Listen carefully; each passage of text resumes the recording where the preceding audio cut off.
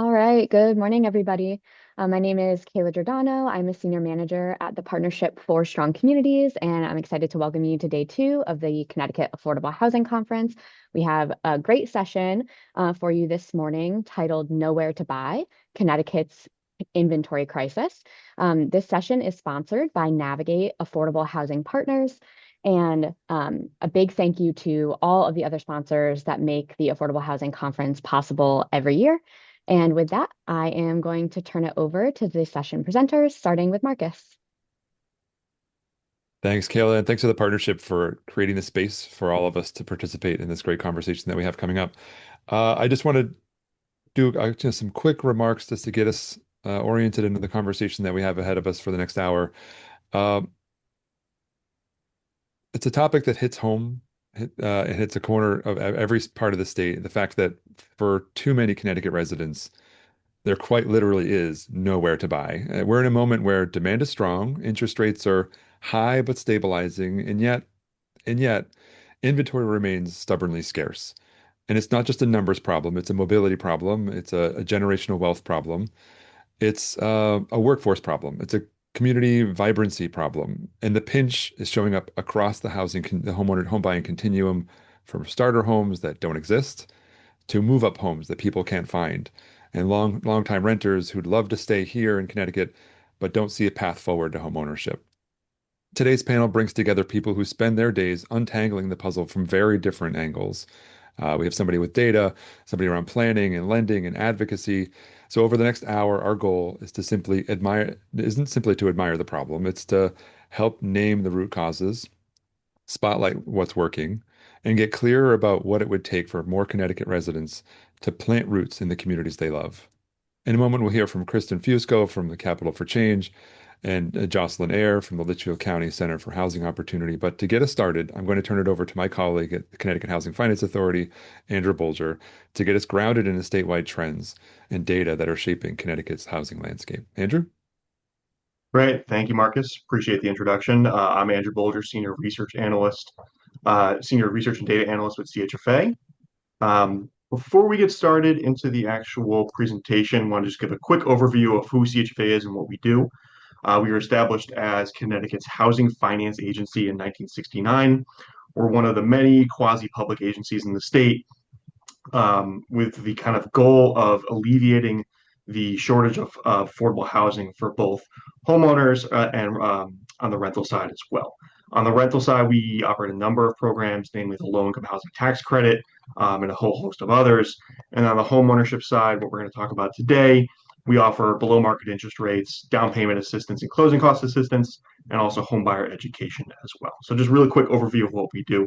But with that, we're going to get into a quick poll to kind of start the discussion. So if we can bring that up, what do you think currently is the biggest barrier to homeownership in Connecticut specifically? Okay, I think we can end it there. Share results. So I think probably biased because of the title of this session, but right away you see that 71% said the lack of affordable homes for sale, with another chunk saying insufficient savings and down payment and limited credit and competition from investors, cash buyers. Close that out. The actual answer is you're all right. And so I like this quote from a Bloomberg article from late last year, talking about the current state of the national market. And what they said was to return to the affordability levels of 2016 to 2019, one of three things would have to happen.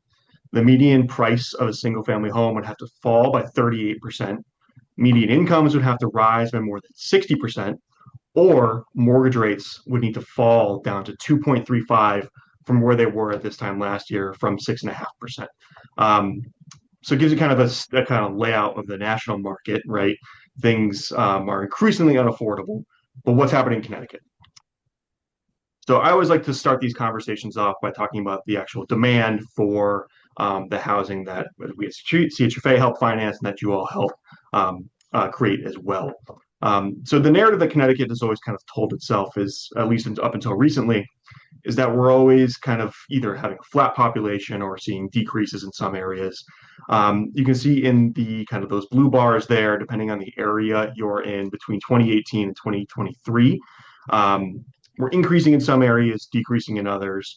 But what is across the board true for all across the state is that we're seeing an increase in the number of households. For reference, the census defines a household as anytime as someone occupies a new housing unit. So the typical example is someone, a recent college graduate who's living with their parents, moves out after getting their first job, and that original household of three is now a household of two and another household of one. So across the board, we're seeing that go up. Statewide, we saw between 2018 and 2023, that number at 3.5%, while the population increase was only about a half a percentage point. So normally that's what we want to see, but some issues can arise when we're not pairing it with enough new housing unit production. And so what you're looking at here is the housing permits going back to 1966, color coded by basically the size of the building that the units are in. So anywhere between 1 unit up to 5 or more units in that orange color there as well. And what you'll see is that the vast majority of our construction happened pre-1990. You had kind of ebbs and flows to the permits number here, but generally permitting between 10 to 20, upwards of 25 units a year. In the kind of 1990s leading up to the Great Recession, that was averaging about 9,000 units per year. And then the Great Recession hits us, and we see a significant drop in permits for 1 unit construction. So your typical single family home is just really not being built as frequently as it was, say, in 1995, for example. Talking about more recently, jumping into kind of home sale trends. This is 1 to 4 units home sales going back to 2001, and the median sales price of those homes as well in that line. You'll see the run up to the Great Recession again, peaking in overall home sales activity in 2004, and then bottoming out in roughly 2011, and then kind of a gradual increase in overall sales volume activity leading up into 2021, where we had over 60,000 home sales that year, which is the most we've seen since 2005. So a real significant increase in overall activity. And then the Federal Reserve steps in to counter inflation with increased interest rates, and we see a significant drop in overall home sales volume. And so, for example, in 2023 and 2024, we had just roughly about 40,000 home sales, which is where we were in 2013, 2014, for example. And you see 2025 year to date there as well. Remains to be seen where we end up for this year. So overall sales volume has declined, but what has not declined is the median sales price in Connecticut. I'll get into why that's happening later. But first, want to talk about, I mentioned interest rates. So right now, we are kind of hovering around 6.25, 6%, depending on the week that we're in. And you see historically, that is not abnormal. We had interest rates above 15% in the early 80s. What really should stand out to you here is just how low interest rates got in that kind of 2019 to 2021 periods. You had rates right around 3 percentage points on average. And then over the course of about a year between October 2021 and 2022, you had interest rates effectively more than double, going from 3% to about 7, even 8% during that time frame. And so that's the largest year-over-year increase that we've seen since 1981. And so that essentially did create some issues when you look at the interest rate status of current homeowners. And so in Connecticut, you have right away 35% of homeowners don't even have a mortgage at all. Another 22% have rates between 3 and 4%. Another 13% have an interest rate less than 3, et cetera. So you have the vast majority of homeowners having interest rates below where they are now. And so what that does is effectively, combined with the escalation in home prices, it significantly disincentivizes current homeowners to list their home, even with all the equity they might have in that house. And so as a result, what we're seeing statewide, as mentioned in the title of this panel, is a significant lack of homes for sale. So in 2018, 2019, for example, the state had roughly 15 to 20,000 homes for sale at any given time. As the pandemic hits us, we see that escalation in home sales, that number of active listings begins to crater. So much so that as of October of this year, we had just over 5,000 homes for sale. Again, compared to this time since 2018, where there were roughly 15,000. So roughly right away, we're missing 2/3 of the homes that we would have had available for sale. You see kind of those red and blue bars there representing negative year-over-year numbers and positive year-over-year numbers. Recently, we have had some inventory growth, but that all said, we're still well below where we were at this time before the pandemic hit us. Zooming out, kind of to show some national trends here. Connecticut is a unique case in terms of the change in active listings over the last 6 years. We do fit into a kind of regional trend where you have areas in the Northeast and Mid-Atlantic into kind of the Midwest seeing significant inventory declines between October 2019 and last month, where areas in the kind of South out into the kind of out into the West, areas like Colorado, Utah, Texas, and Florida, actually have seen significant inventory growth over the last couple of years. And I mentioned Connecticut's kind of a unique case to actually put some numbers on it. Connecticut actually has the largest inventory deficit of any state, between October 2019 and 2025, at nearly 70% less listings than we did than we used to have, followed by Illinois, New Jersey, Rhode Island, etc. And then again, you have some other areas where you're seeing surpluses in inventory, DC, Arizona, Tennessee, Texas, etc. And so with that kind of lack of supply, we're seeing some market distortions relative to what we did see in the market prior to 2020. And so first and foremost, the percent of homes sold above their listing price. 2018, 2019, you had, depending on the month in Connecticut and nationally, about 20 to 30% of homes would sell above their list price. As inventory started to decline, we saw this number tick up and up and up as you had a stable number of home buyers competing for a contracting number of homes, right? And so depending on the year and month you look at here, in Connecticut, this number is roughly about 60 to 70% of homes selling above the list price. You compare that to the national number there in the blue color there, where inventory is actually improving nationally. This number has come down to close to where it was pre-pandemic. The other thing we're seeing is just homes are moving off the market faster than they used to. So in 2018, 2019, depending on the market you're looking at for Connecticut, these are by metro area, and then also the national number is in there. Homes would generally sell, or generally go under contract between 50 to 100 days. As of last month, that number is closer to 2 to 3 weeks on average. And then you can also kind of see the divergence between the national number and the number in Connecticut as well. So all that combined with the interest rate increases we're seeing recently, we're seeing the annual income required to afford the typical home has gone up significantly over the last couple of years. I'll point out the Hartford MSA as an example in that darker green number. In the middle of 2019, you could afford the typical home for about $60,000, $65,000 a year. As of last month, that number has gone up to well above $100,000. And I'll note this assumes 20% down and spending no more than 30% of your income on that housing payment, which is conservative, right? And then I'll also note that the Bridgeport MSA is the consistent outlier here with homes in that, which is essentially Fairfield County. Homes in that area are home prices are significantly higher than they are throughout the state. So with that additional income needed to afford, again, the typical home, that's pricing out a lot of potential home buyers that are basically still renting, right? And so we're seeing a kind of spillover effect into the rental market, where vacancy rates have remained low in Connecticut relative to the national average. So pre-2020 in Connecticut, the average vacancy rate, rental vacancy rate, was about 4 to 5%.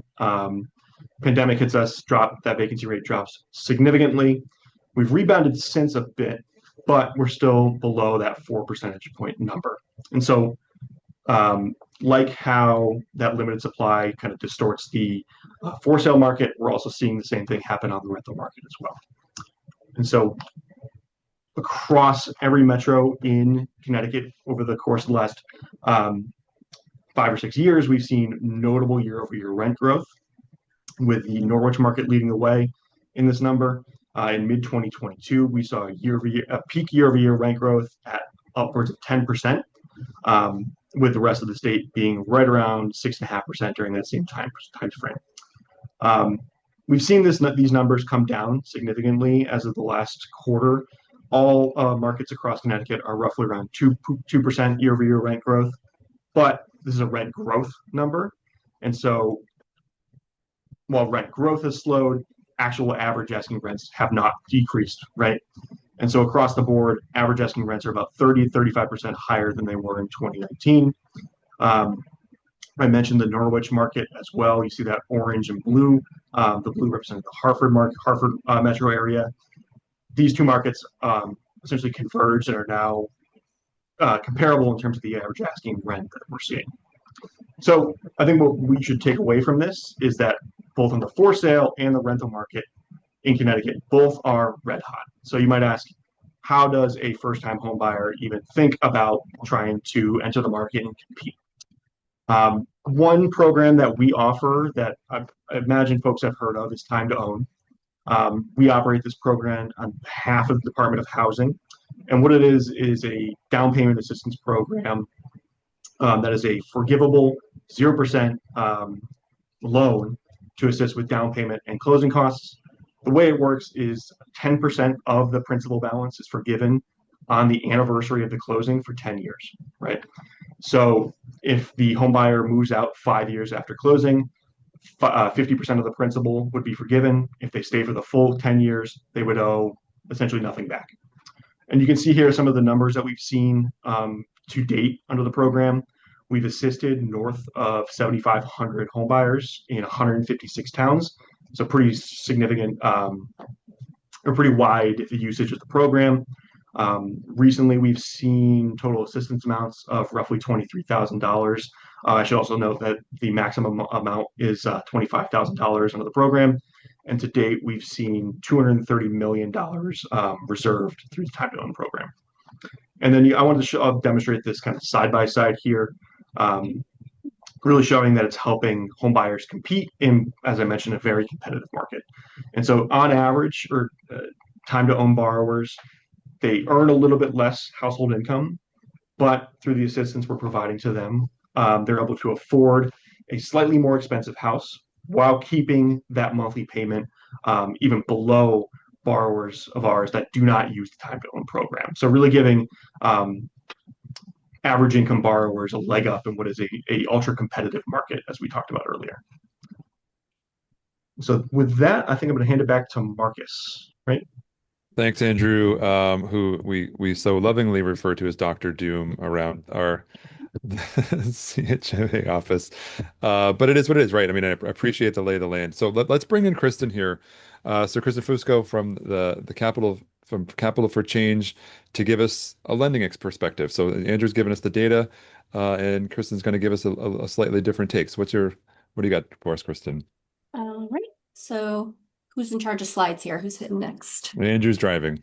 There we go. Okay. Ooh, the colors changed on that. I don't hate those. So for anyone who's not familiar with us, we are a certified CDFI. We'll see how things go with that over the next few years. And so we do offer a variety of different services. My area in particular focuses on home ownership and on home improvement and energy efficiency. We do also do some small business lending, nonprofit lending, and affordable housing development, which I will touch on as well as it relates to this. Next slide. So the first one that falls under my area is we do participate in CHFA's mobile home mortgage products. And even for those who may be familiar with them, they have changed significantly in the past couple of months. And so they have become a lot more accessible, which we're hoping will help more families to access these types of homes. So it is for purchase or refinance, and it can go up to $150,000 for the loan amount. It's a 3% interest rate, 15 or 30-year term. And one of the big changes that was just made is it does go up to 100% CLTV now. Previously, a 20% down payment was required. So that's one of the big changes that hopefully should make this potentially a useful product to those that don't have down payments saved up, but might be looking to buy. Closing costs are generally pretty low. There's no mortgage insurance, no prepayment penalty. So it's a pretty good option for a lot of people. Next slide. So just to give a little bit more detail for the borrowers, there isn't a minimum credit score. Do have to have decent credit history. Can go up to a 50% debt to income. They cannot own any other real estate at the time of closing, but they do not have to be a first-time home buyer. So that's a little bit unique, especially for a product with CHFA. So it can work even for people that are downsizing, which is what we see most commonly. The home buyer education course is only required if they are a first-time home buyer, which would mean not owning in the past 3 years. And as I mentioned on the purchase side, they do need to have their source of funds for the closing costs, but do not necessarily need a down payment. So one thing that's a little unique is this is specific to mobile homes that are located in a state licensed mobile home park. So this is not for the homes that are located on their own land. It is within a park. They do need to be built after 1976. Must have the HUD data plate. Wheels, axles, and hitch have to be removed, but other than that, it just has to be affixed to the lot based on the local zoning requirements. An appraisal is required by program. And next. So this is just to give you an example. So this is a recent couple that purchased through this. They were actually downsizing from their prior home. They are retired and were looking for something that was more accessible and something that would work for them to live out their retirement years. So they are in Southington. This is Frank and Ellen Green. That's a picture of the home that they purchased. And so to give you an example, as Andrew kind of was touching on with a lot of his data points, in Southington, the median list price is $430,000. The median sale price is $450,000. So going above asking. And in that town, as of the last update, only 5.44% of the housing in the town is designated as affordable. So here are Frank and Ellen Green, and they were able to purchase this lovely mobile home. It was built in 2002. It's been pretty significantly updated since, so it's in really great shape. And the purchase price was only $159,000. So for them being retired on a fixed income, it fits really nicely in their budget. And we have this quote from them that they chose it because of the convenience and ease of the one floor living at their age, and it meets their physical and social needs, which I think is also a key thing. We do see a lot of older or retirees going this route. And so in addition to it being, lower price and a convenient location, it also offers that social aspect for them so that they're not isolated. And so we've seen that quite a few are looking for that as they sell their larger home that they really don't need anymore. And this gets them in to this. And in terms of inventory, where this also helps is it's offering a convenient way for people to downsize and get more homes on the market that might be of that starter or even sort of mid-level size that families are looking for. So this is also helping to hopefully free up some inventory. Next slide. So as far as the challenges, most of the parks are 55 plus, so that does limit the population that can participate. So as I mentioned, we see far more of our participants that are using this are in that age bracket where often they are selling a home and downsizing to this. We have had a handful that were first-time buyers, even at that, but generally that's more commonly what we're seeing. So obviously for younger families looking to start out, price point wise, this can be a great option, but there's not necessarily always a lot of homes or parks available to them. These are also homes that generally depreciate in value. So in terms of wealth building or just even sort of maintaining that as an asset, that's not always the most attractive option, again, for sort of the younger families that maybe are looking to eventually move up from that. We also see the lot rents in a lot of these parks can be very high. There've been quite a few that we've seen that are, over $600 or even $700 a month. So when added into taxes, insurance, mortgage, often it's not necessarily cheaper than it might be for a more standard stick-built home or condo. So that can be a challenge. Obviously, for those that are looking to purchase a newer home, with the cap on the loan amount at 150, they do still need to potentially have some savings for that down payment or at least for the closing costs. Again, inventory can be a challenge. There aren't always a lot of these available in the parks. A lot of people do tend to stay in them fairly long term. As I mentioned, the new home prices can be fairly high. You might be surprised to see some of these. Going inside them, you would not know you were inside of a mobile home. And we have seen some people buying brand new homes that were upwards of $250,000. So they're really not always necessarily a lot cheaper. In the used homes, however, we see quite a few that can be around 50,000 and really could be an affordable option on that.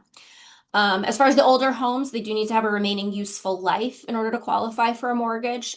So if it has not been properly updated and maintained over time, then that can also, again, affect inventory because those are falling off of, available homes out there. And then again, just the bias against mobile homes, a lot of people do think of them as maybe not being as nice as another. So I give you the picture there. This is a brand new home that one of our clients have purchased. And as you can see, I mean, some of them are really beautiful. They're really nice. The lots can be really nice. Some of the parks are down by the shore and they have ocean views. So they're really not, I think, what people tend to think of when they think of a mobile home. So it can be a really great option to consider. Next slide. So to give you an idea of some of the other products that we offer, these are more in terms of maintaining inventory. We do have 3 products that will be coming online shortly. We're finalizing the contract with the Department of Housing. But these are all for home improvements. And so we have the energy conservation loan, which most of you are probably familiar with, that is specific to your energy efficiency related improvements. But a new addition to this suite of products is the Connecticut Home Improvement Program, which is for more general home improvements and health safety needs and just other things needed to maintain the home and keep it safe and affordable. And that can also include things like making the home accessible if someone is either aging in place or has had an injury, as well as some general remodeling and hazardous material abatement, kind of anything that would fall under that. And also a new product is the new Time to Own rehabilitation grants. So that goes with the Time to Own product that Andrew talked about. And so this is specific to participants in the Time to Own program. They can access a grant of up to $25,000 to renovate the home that they've purchased. And this is a grant. They do not have to pay it back.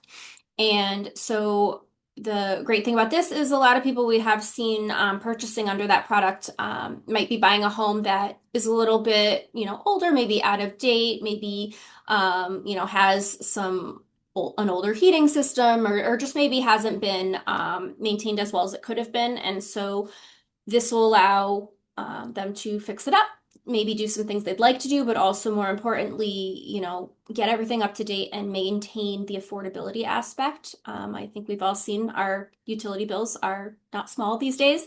And so things like this can really make a big difference budget-wise. I think a lot of homeowners are not always prepared for what those electric or gas or oil bills might look like when they move in.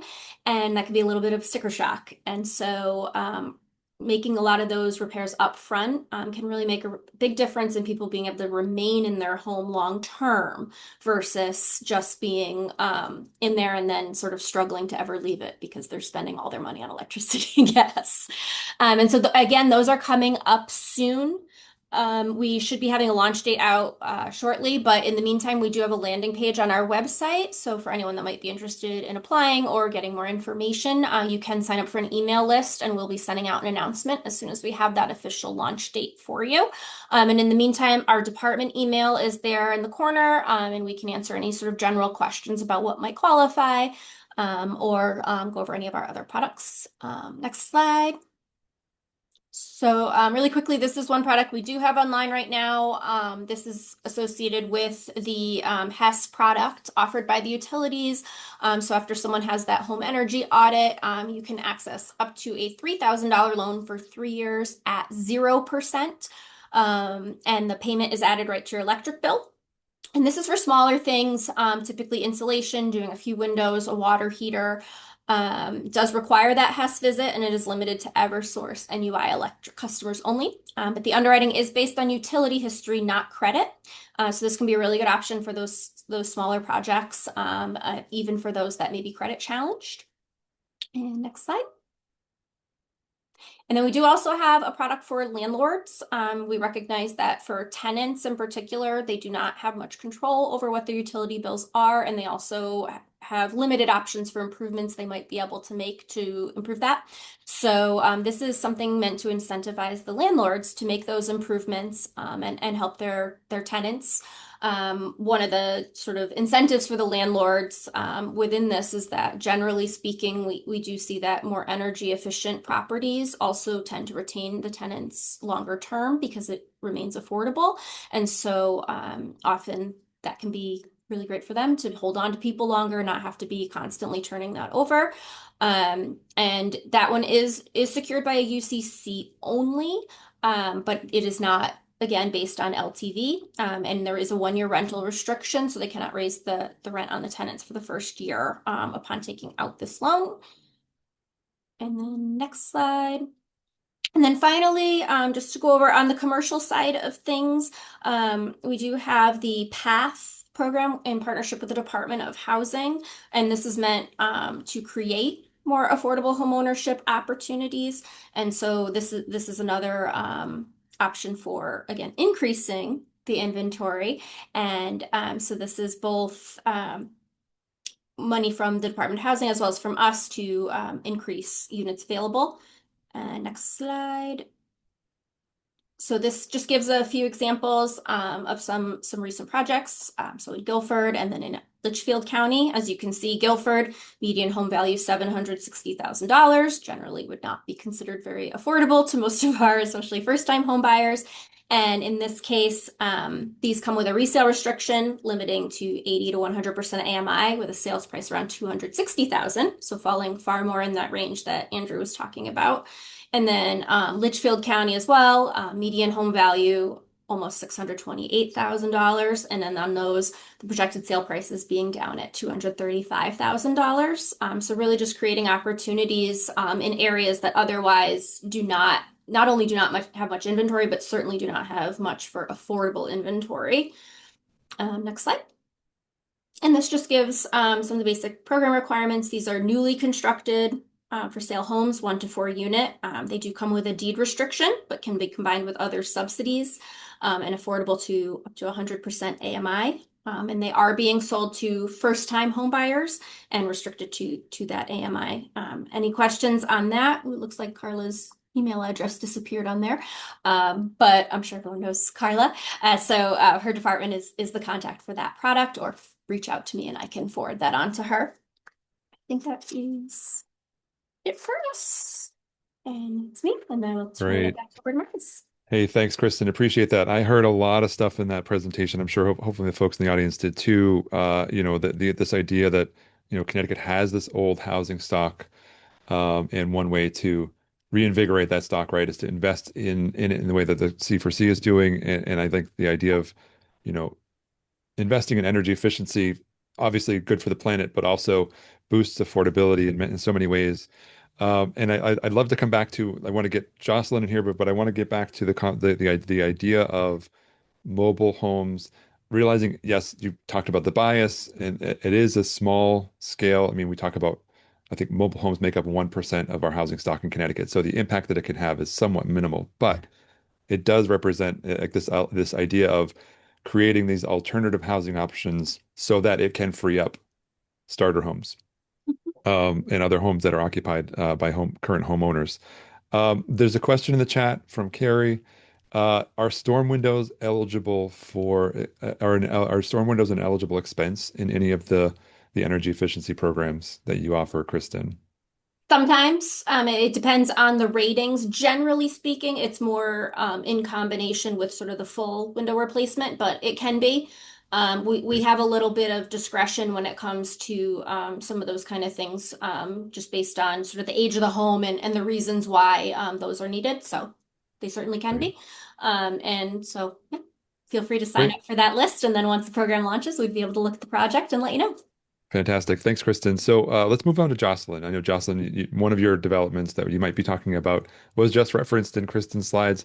Um, can you give us the lay of the land? In your community, you're working in a very different type of community than some folks might be used to, and maybe more rural, definitely older housing stock. So let's hear from Jocelyn about what you're working on. Thanks, Marcus. Yeah, the partnering with Capital for Change and their PATH program, we have been able to put together 10 different sites to build affordable homeownership opportunities. Just real quick, what we do every day, we are lucky here in Litchfield County in our small towns to have a really robust network of all volunteer local housing nonprofits, which is awesome. And I get the privilege of working with them every day. And so what we do is we sort of act as their shared staff with 13 different local all volunteer organizations.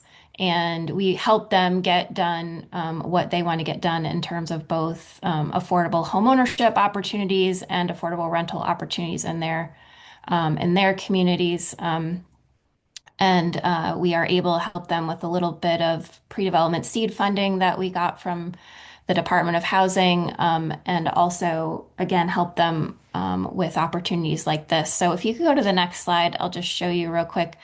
Again, overall, these towns that I'm talking about here and many of the towns in Litchfield County, very rural, small towns, again, not a lot of housing stock to work with to start from. But what we see here in the northwest corner, especially all the way down to Washington, is a very robust second home or weekend home market. And that really pushes the prices up, north of $1 million for even what might be considered a fairly modest house. I'll give you one example. In Salisbury, right next to a 3-bedroom Cape home that we built under this program, which looks roughly like this rendering you see here. There is another 3-bedroom house that was for sale for $1.1 million, literally right next door. And so obviously that makes it difficult for folks below 100% of their immediate income to compete with a sales price like that. I will say one thing that happens is, we do have a fair number of homes that might be, modestly sized, maybe what you would think of as starter homes. But when folks from that bringing their incomes in from other places, or, maybe they're retiring from New York City or something, when they bring their income, what they do is oftentimes, in this house next door as an example, they put an in-ground pool in. And so that's not going to be a starter home again ever. Once you lose that stock of, your modest sized starter homes and folks invest their money in them, put on, decks and put in pools or tennis courts or whatever, you're never going to get that back as a starter home again. So anyway, what we did in partnership with Capital for Change, their PATH program, and Connecticut Department of Housing, is we were able to work with our local housing nonprofits in Salisbury, Norfolk, Cornwall, and Washington. And they had sites that were donated to them either by private individuals or by the town. And they were kind of sitting there waiting for development. And so we were able to combine them. They, on their own, in each individual town, weren't able to access funding resources to fill the gap between the cost to build these homes and the price, the affordable home sales price. And that's something that I think doesn't get talked about enough. Like you can't build these, even if you're a nonprofit and you have no staff, you can't build these for a cost that you could then sell them to someone below 100% AMI affordably too. So you have to find that gap. And again, that's where the PATH program and Department of Housing has stepped in to help us. And again, I will say the time to own program and other down payment assistance programs also available through Housing Development Fund have been critical in helping first-time home buyers that are buying these homes access them. So we were able to help these four local housing nonprofits build on their sites through this program. And if you go to the next slide, just very quick, it'll show you we're selling these homes between 255 and 280, again, based on the home buyer's income, selling to folks between 60% AMI and up to 100% AMI. First-time home buyers, as I mentioned, they're taking advantage of the time to own or other down payment assistance. Capital for Change provides the construction loan, which is, the amount that you have to borrow during construction, so that will be repaid when the homeowner takes out a mortgage. And then Department of Housing is helping us fill the gap, again, between what it costs to build these and what we can sell them for. Very helpful, obviously, for these local housing nonprofits to get donated land because, again, these are expensive. And if you also throw in the cost of the land, if it's expensive, it makes it, again, difficult to make those numbers work. And often there were town contributions when there was ARPA funds. Many towns contributed to these developments either by throwing in some money for the well and septic system, for example, or again, donating the land. These homes that are shown on the right are in Salisbury, again, built under this program. And the town of Salisbury did actually donate this land. It was a former brownfield site that had been cleaned up for a while, and now it has two beautiful first-time home buyer options on it. There is a ground lease here. These are local housing trusts, and so the easiest way to describe it is that they control the land under the homes, and the home buyer purchases the house itself. And there's a long-term affordability restriction that is monitored by the local housing organization. So they'll stay affordable. And again, these folks, even if they wanted to, wouldn't be putting in-ground pools or making them, bringing them out of the stock of affordable homeownership options in the future. So we're really creating a new supply here of affordable homeownership homes that will continue to stay in the supply chain over time when the homeowners turn over. What's on my next slide? Oh, the great thing we were able to do here is we're doing modular construction, so it's also called off-site construction.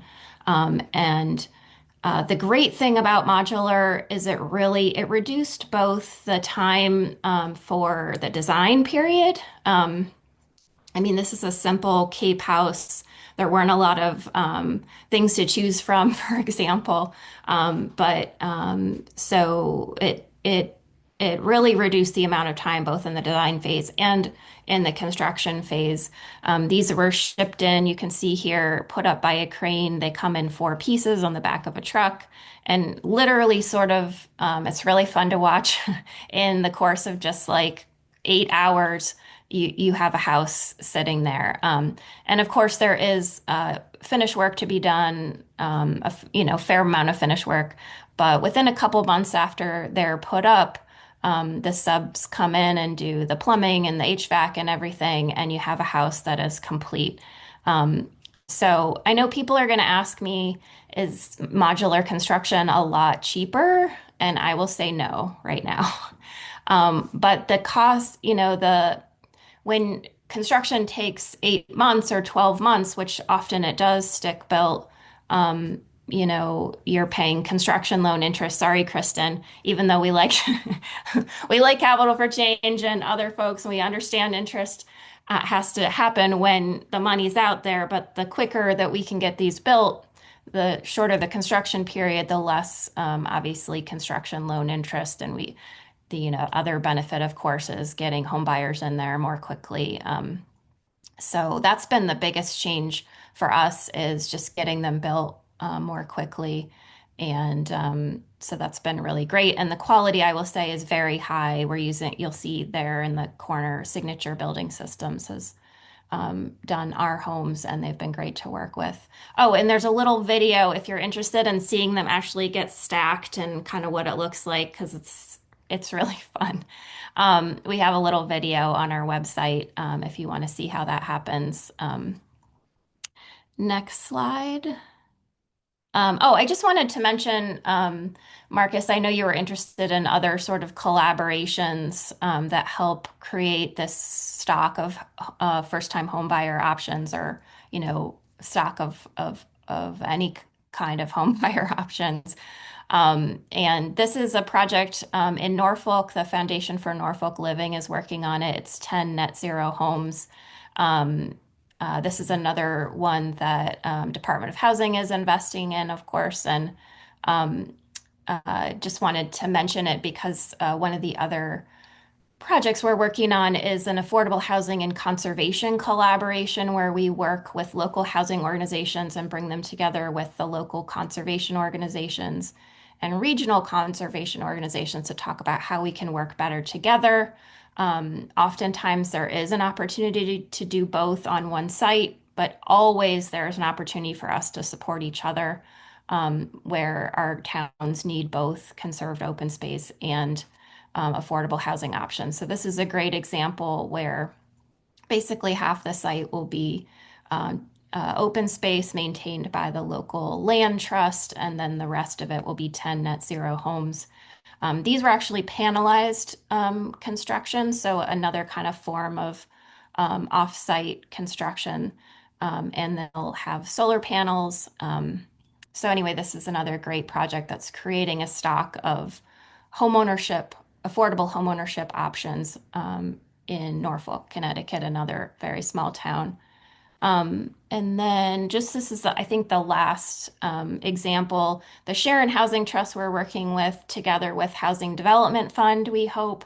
Housing Development Fund also has a program to help fill that gap between the cost of building the home and the price you can sell it for affordably. So we're excited about this one as well, again, with another local housing nonprofit who had a parcel donated to them by a generous resident of the town. And now we're able to create this option, new stock of homeownership homes. Was that it? Oh, the last thing I wanted to throw in really quickly, because we work on both homeownership and rental projects. And I just wanted to say, when we're out there looking for buyers of these homes, I will say we found it challenging to find folks who are, under 100% AMI, and can qualify for a mortgage right now. And I think one of the big things we're seeing is that the lack of available rental housing, folks are paying they're paying more than they can afford for rent. And then they're having to take on debt to pay for their other costs. And, this makes it harder for them to qualify for a mortgage when they're ready to become home buyers. So I just wanted to throw in a plug for the importance of continuing to also develop a stock of rental housing inventory, which I don't think anyone here is going to argue with, but I think it is important that we have those options that are affordable so that folks can, even with the assistance of the time to own and other down payment programs, become first-time home buyers if they want to. So that's all. Great, Jocelyn. Thanks so much. And I guess I got a question and a comment from the chat that I think we can probably pick up on. So the question is, so you're representing the Litchfield County Center for Housing Opportunity, and someone asked if there's a comparable organization in the Bridgeport area. So I thought maybe we wanted to answer that directly. There is a Fairfield County Center for Housing Opportunity and an Eastern Connecticut Center for Housing Opportunity. So if you go to thehousingcollective.org, and you click on Centers for Housing Opportunity, you can find all three of us listed there.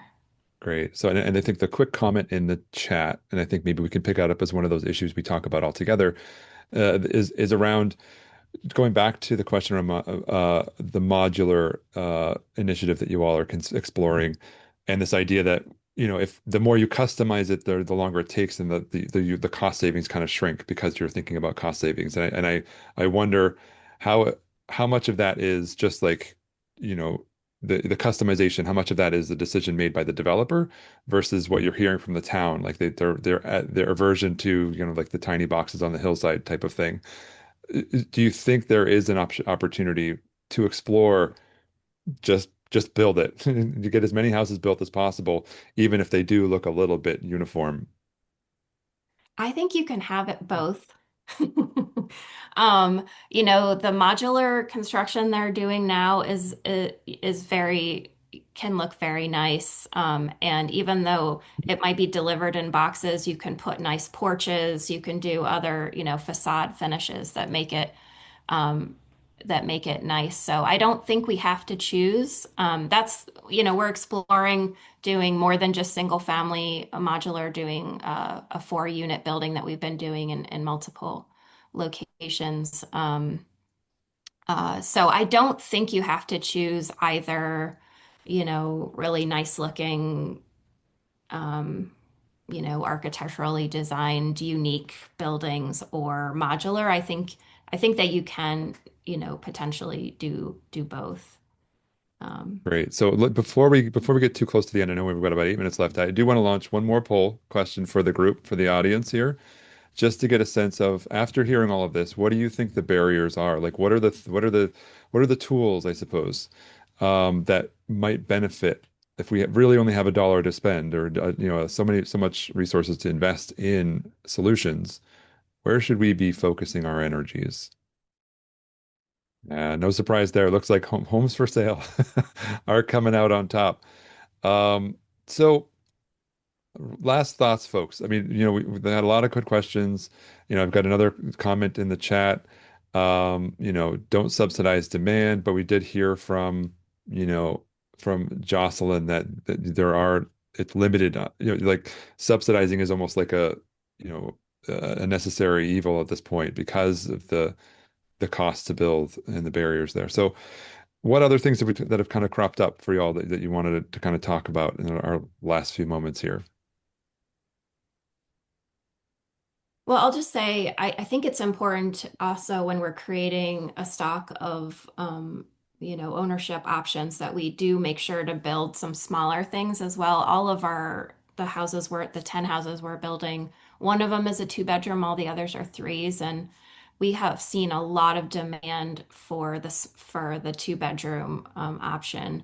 Mhm. So just that thought, and I really like Kristen's thoughts around options for downsizing options. I know we obviously like to create options for first-time home buyers, and also we know that many of the populations in many of our towns are aging, and they need options as well, and they aren't getting created. So just trying to create options for those folks as well, and smaller ownership options.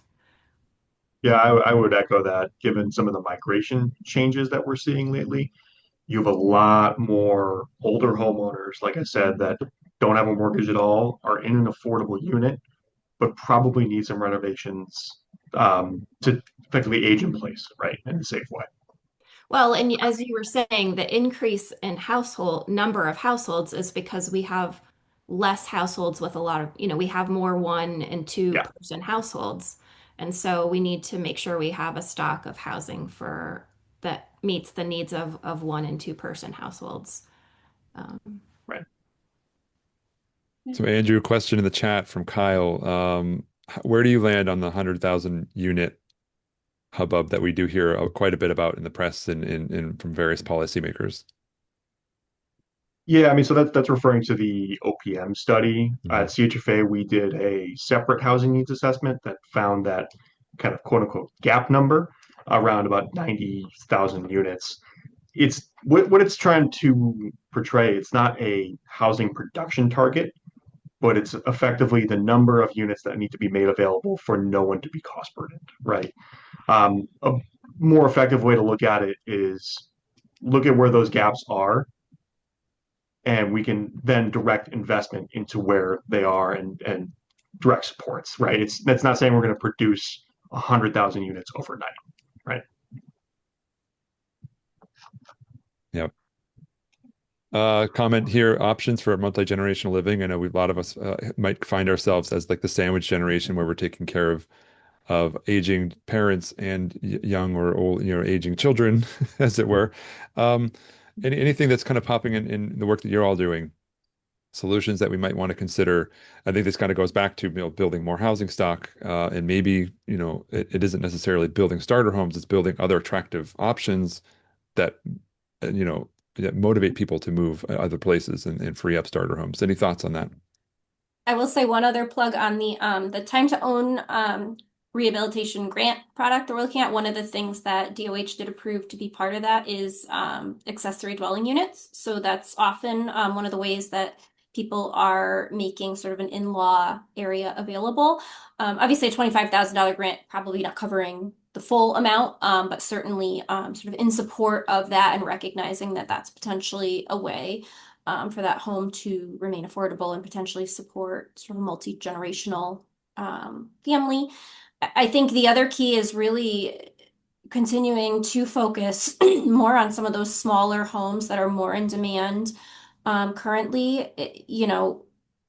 Those that then need the larger ones will have them available. I think we see a lot where often people aren't sort of upsizing because they're not available, but also sometimes, families aren't as large and, the starter home can often be the forever home. And so, sort of really continuing to provide more of that will then allow sort of those that do need that larger home, the multi-generational home, that'll allow that inventory to exist as well.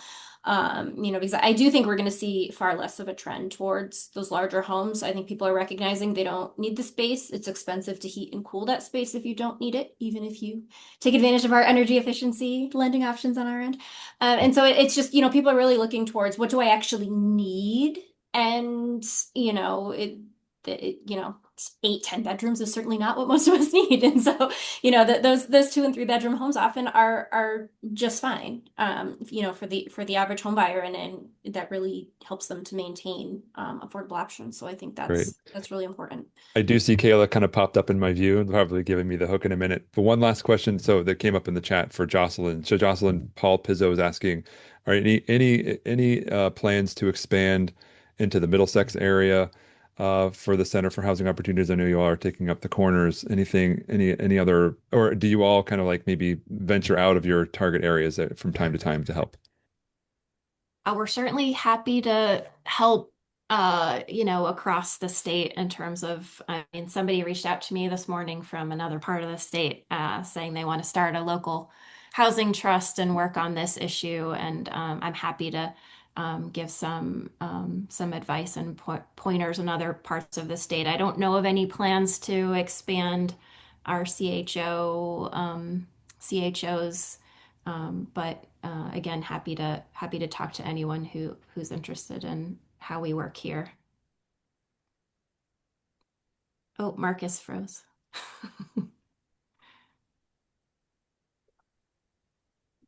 Oh, we Well, lost. with that, I guess we'll hand it back to Kayla to send us off. Sorry. Oh, he's back. There you Thanks, go. Andrew. Marcus is Appreciate back. it. All right, well, that was an amazing session. I loved seeing all the conversation and questions in the chat. Thank you so much for all of that amazing information. As we conclude in this hour, we're going to have a half an hour break before we resume at 12:30. There's another batch of amazing sessions resuming then. Young people leading the future of housing research, a session on energy efficiency solutions in multifamily buildings, and also a session on tenant power for green futures. So hope to see all of you back here at 12:30. Thank you.